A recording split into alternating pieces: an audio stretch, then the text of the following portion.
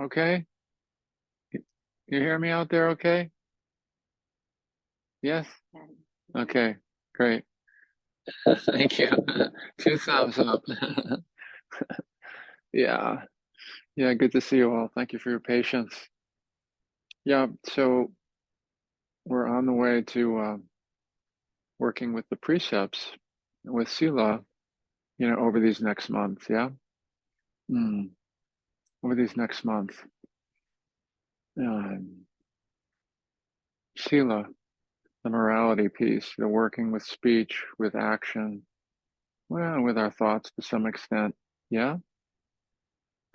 Sila, in these matters of our behavior toward ourselves and others, it really speaks and pulls forward the affiliative part of our natures. Yeah, that part of us that is wired to connect and that is capable of experiencing directly, feeling directly the Brahma Viharas, the feelings of connection, the mirror neurons, the social aspect, the community aspect, the harmoniousness that's possible to experience within ourselves and with other beings, not something to be taken for granted. It's really, all mammals have that to some extent, but we have that in a very big way. That capacity that's really celebrated in Buddhism is really one of the one of the hallmarks of this being human, that we have this capacity, to connect, to experience empathy in a very big way. Yeah, that we have that capacity. And yet, it's not the only capacity. It's not the only side of our nature, is it? Wouldn't it be lovely if the affiliative side of our nature were the only side of our nature that just shined forward in our moment to moment in our lives? Yeah. There's some sense that maybe this is our true nature, our affiliative side, but you know, I think the Buddha was really pragmatic and honest about that too. He said it's not it's not the only side of our nature. There's also greed in there. There's also anger in there. Uh, yeah, there's aversion in there. There's selfishness in there, right? There's greed. No, we're also, as Freud said, brutish, nasty, and short. That's part of our nature. Look at the savagery in the world. Hmm? Yeah. Can we say that's not our true nature? No, it's part of our nature. It's part of our nature. It's part of our nature. It's part of our evolutionary wiring as well. Yeah, all of that. And what Sila brings forward, though, is the possibility of beginning to manage those sides of our nature more, to not act them out so much, and to bring forward more the affiliative part of our nature, to consciously bring it forward more into the world and into our lives, to really emphasize that, to really punctuate that, to practice it, to practice bringing forward the affiliative part of our nature, and to practice not bringing forward so much the greed and the anger, the greed and the anger and the selfing quite so much, not quite so much, not quite so much, not feeding those parts of our nature quite so much, and yes, feeding the affiliative part of our nature more. Absolutely, absolutely. It's so much a part of the practice. So much a part of the practice. And traditionally, it's so much. We think, oh, this is about the search for truth. Uh, but the search for truth also begins with developing more substantially the compassionate part of our nature, to bring that forward toward ourselves and to others, more so, to learn to play more nicely with ourselves and with others in the world. That's the starting point.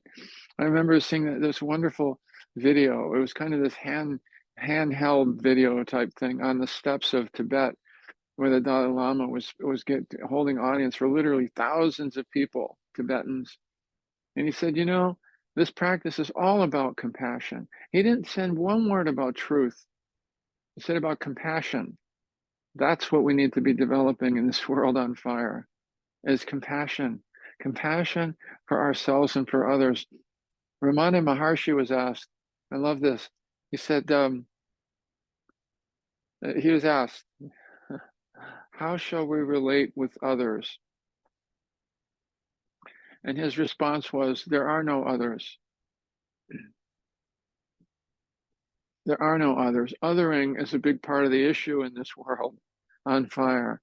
Othering. Yeah? Yeah. That there are no others, you know? And I love that in the Tibetan world. They say, we should move about in this world as if everyone we meet was once our mother, our father, our brother, our sister, our loved one, in some form or other, our child, as if it were so. Maybe it is so. Maybe it was so. It doesn't matter. The point is, can we move through the world as if it were so? What would it be like as if we began connecting with each other in that way? As if we're already connected, as if there's already a connection, as if we really are sharing this planet together, as if we really do all want to be happy, as if we're all only here for a short period of time. Yeah, yeah. And so that's really the essence. Let's see, we'll break it out into all these five categories, but really, it's really about, in one way or another, holding up to the light. What's going on? What's going on in here? What's being emphasized? What are we practicing? What are we not practicing? How do we begin to be honest about the more challenging parts of ourselves? Invite them out into the light a little bit more. Learn how to bring a little bit more kindness, even to the parts of ourselves that we haven't been so kind to yet. Now, some of this work is still the inner compassion piece for all of us. The inner playing nice with ourselves. Yeah, yeah, yeah. With all of these, of course, it's just bringing more nuance, more care. Maybe none of us are really doing terrible things in the world right now. You know, yeah. Maybe we've been fortunate enough, fortunate enough to have causes and conditions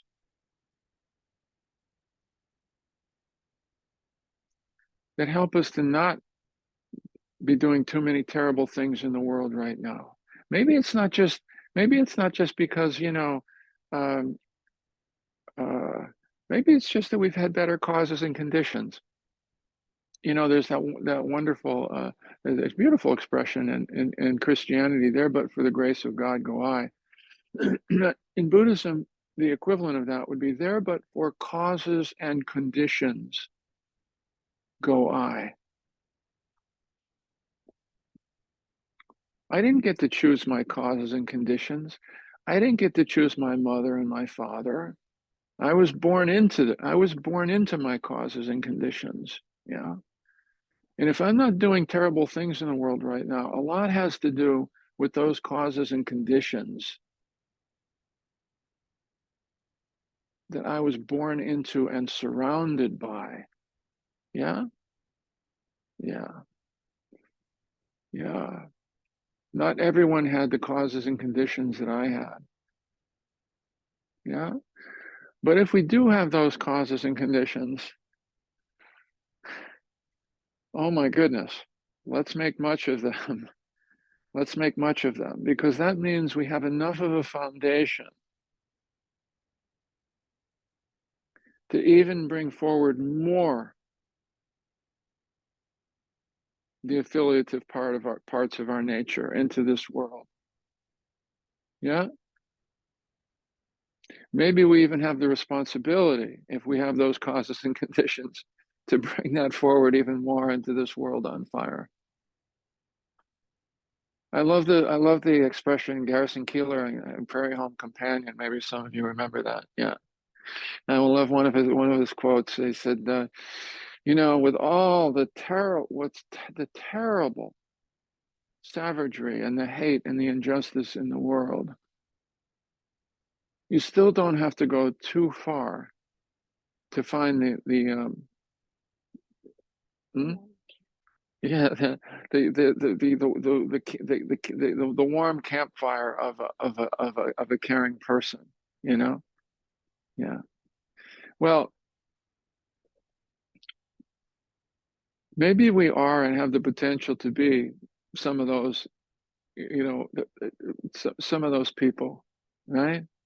Yeah, who can bring that care and kindness into the world a little bit more into our own hearts, and a little bit more into the world for the benefit of all, for the benefit of all.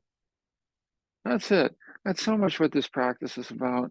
That's almost so much what all of this is about. All of you, all of us, we need each other. We need each other to remind each other of what's possible, of what we're and of what our larger intention is to bring forward into our lives and into the world.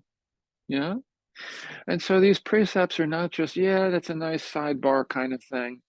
Yeah, that's a nice thing. No, it's really pretty central. It's really pretty central. And part of our path is becoming just even a bit more nuanced with some of that. Bring a little bit more care, you know, a little more care and a little bit more kindness to ourselves, and then hopefully that starts to show up in the world as well in our lives. Yeah. So that's part of that journey that we're going to be on, you know, for these next few months together. And it is really, again, such a core part of the journey of this practice, and it's been emphasized a lot more in the East. And it's one of those pieces that we want to bring more forward as these practices come to the West. You know, it's fundamental. The Buddha is really clear about it. It's not, maybe that'll be nice to incorporate somewhere along the way someday. No, it's foundational. It's the first thing. Sila comes before samadhi and prajna. Sila comes first before before it's even possible to settle the mind in a bigger way, or even look more carefully into some of the roots of our struggles. Is that kindness, and that care and that consideration, you know. And so we're going to just shine a light there, especially, particularly over these next few months together. Yeah, yeah. Good. Thank you so much. Let's open up for your kind attention. Let's open up the body a little bit, and we'll practice some together here.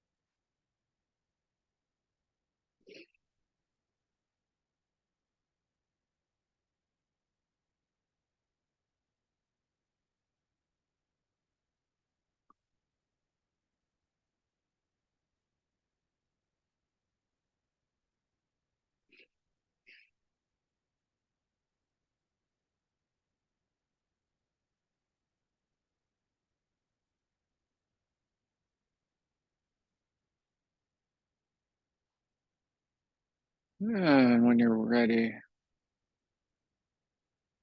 slowing it down, maybe a few more gentle movements.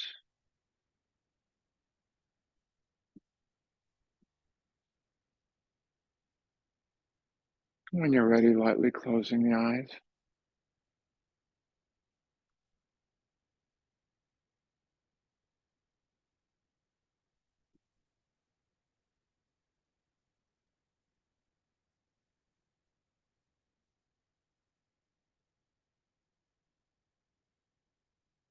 And taking that moment to appreciate that you're already here in this body, breathing, and the heart is beating, and the breath is moving, and awareness is all around.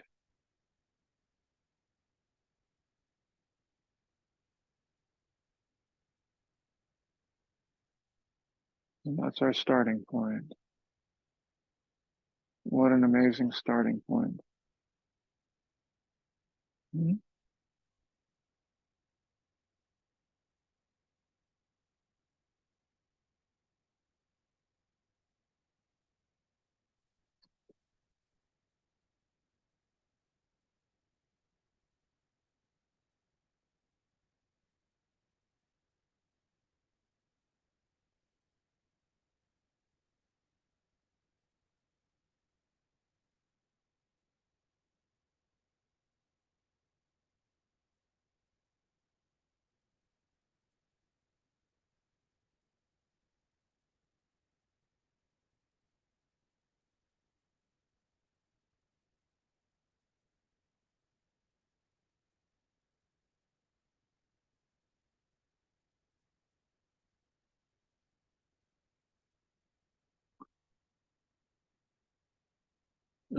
Permission to settle and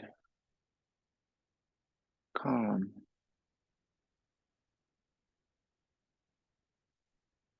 with each breath, with each exhale, incrementally settling a bit more, a bit more.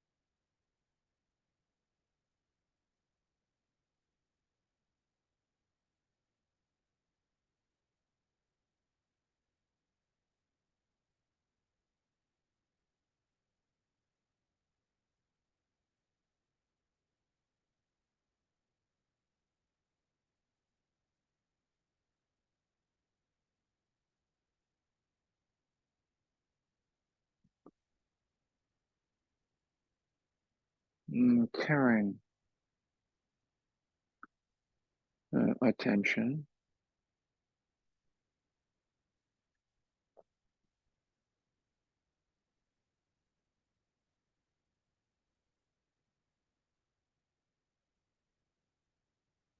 caring attention is a practice itself.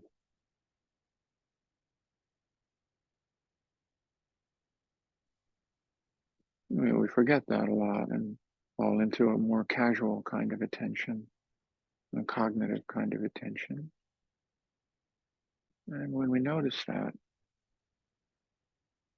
how to bring that quality of care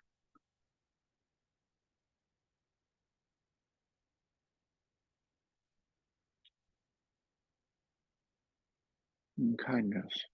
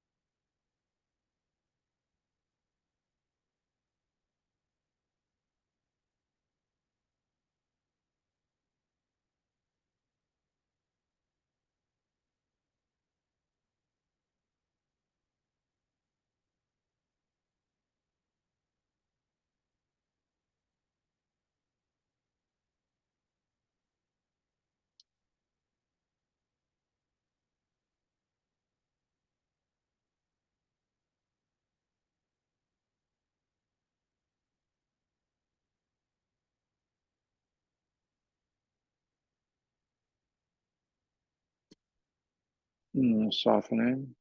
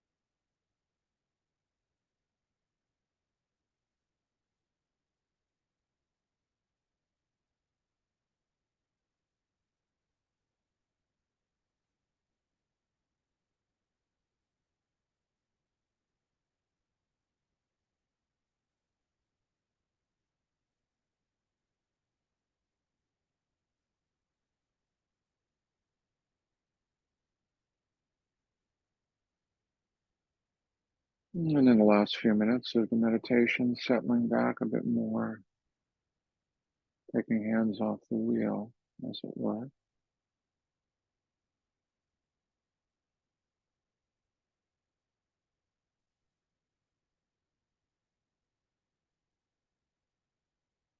and allowing.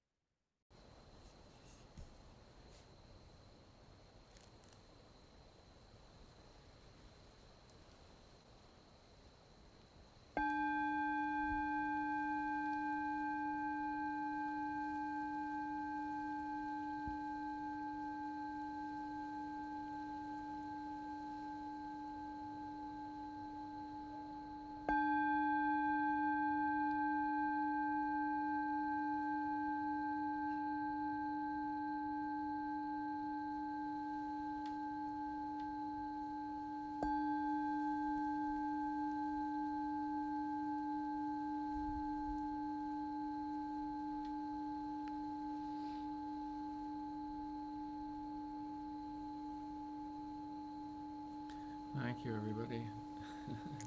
Thank you so much.